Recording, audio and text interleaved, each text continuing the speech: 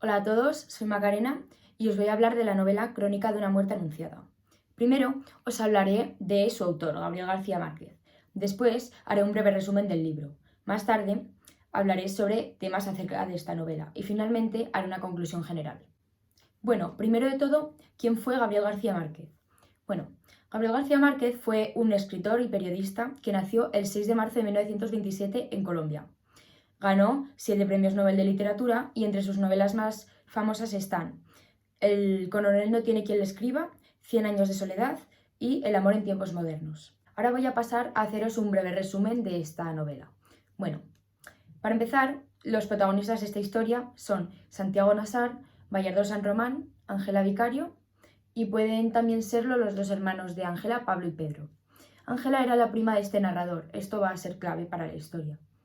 Bueno, Santiago Nassar había sido invitado a una fiesta ya que dos vecinos del pueblo, Ángela y Bayardo, se casaban. Celebraron una gran fiesta que duró hasta altas horas de la noche y sobre las 5:30 de la mañana, tanto Santiago como los demás vecinos del pueblo se dirigieron a sus casas.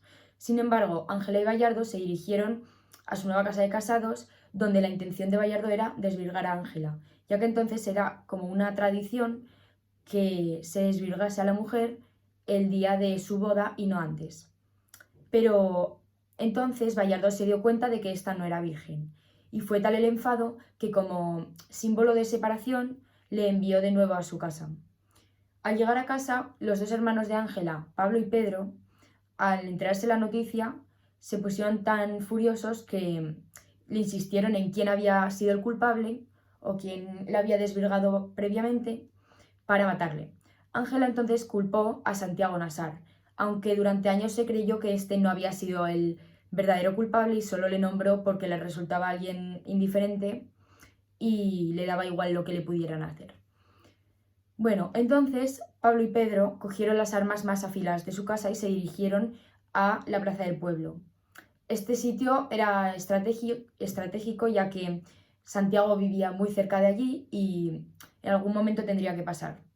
A la mañana siguiente, Santiago se dirigió al muelle donde iba a ir a recibir al obispo y más tarde se dirigió a la casa de su novia.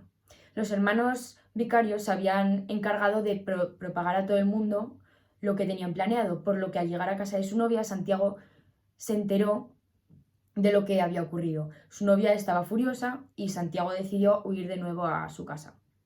Pero en la puerta se encontró con los dos hermanos, quienes le apuñalaron hasta fallecer de la cantidad de heridas que llevaba. 20 años más tarde de este suceso, el narrador se encontró con su prima de nuevo, quien le contó la historia. Bueno, ahora os voy a hablar sobre algunos aspectos de esta novela. Para empezar, el narrador cuenta esta historia en tercera persona, ya que no es algo que le ocurre a él, sino a un vecino de su pueblo.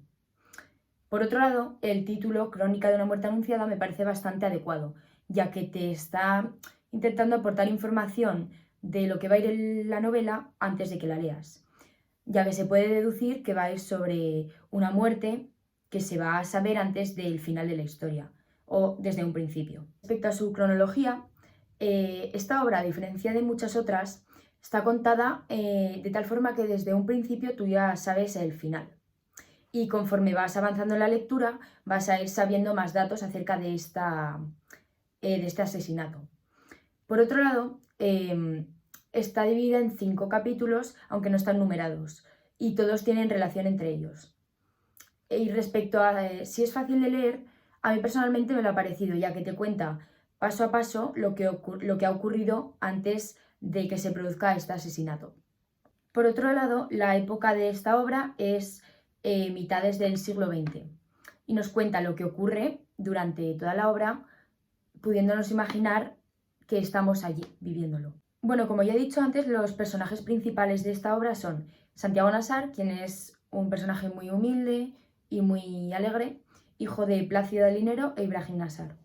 Luego tenemos a Ángela Vicario, quien es la menor de una familia con 2 hermanos y es una persona muy indecisa a la hora de tomar decisiones. Luego tenemos a Bayardo San Román, que es una persona muy culta, muy bien vestida y con la que se puede hablar. Y luego finalmente tenemos a los dos hermanos de Ángela, Pedro y Pablo, quienes son gemelos y son muy difíciles de diferenciar. Además, son un poco brutos y esto puede deberse a que trabajan en un matadero de cerdos. En conclusión, me parece una novela muy atractiva para todo aquel que le guste las novelas de suspense, aunque ya sepa desde un principio el final. A mí personalmente no soy una persona que me guste mucho leer, pero lo he disfrutado bastante y no me ha aburrido, la verdad que me ha parecido bastante interesante. Bueno, esto es todo, muchas gracias por escucharme y espero que os haya gustado.